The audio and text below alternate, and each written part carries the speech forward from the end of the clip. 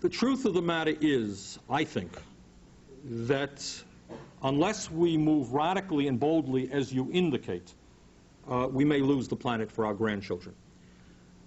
Interestingly enough, I think, and I say this not because I want it to be that way, but I think it is that way, you're not going to deal effectively with the environmental crisis unless you deal with the economic crisis at the same time. They're the same issues. And a lot of people who are, environmental, boy, this factory is polluting, close it down. But what happens to the workers who are going out on the street? Not my concern. I'm concerned about the environment. This farmer is using a pesticide, close it down. But what happens to...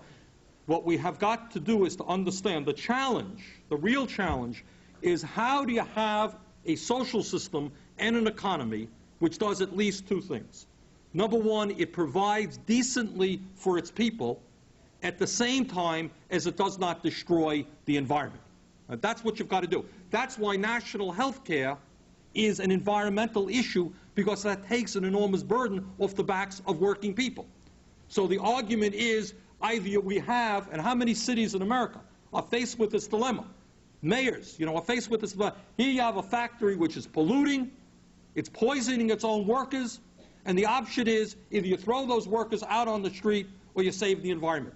That is not a choice that we should have to make in 1991.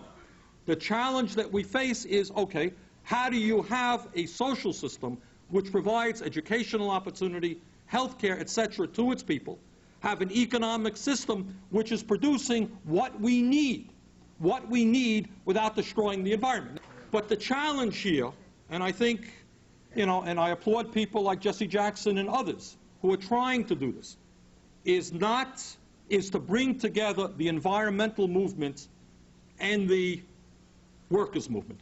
Because if they're separated, if the choice is either jobs or the environment, that is no choice at all.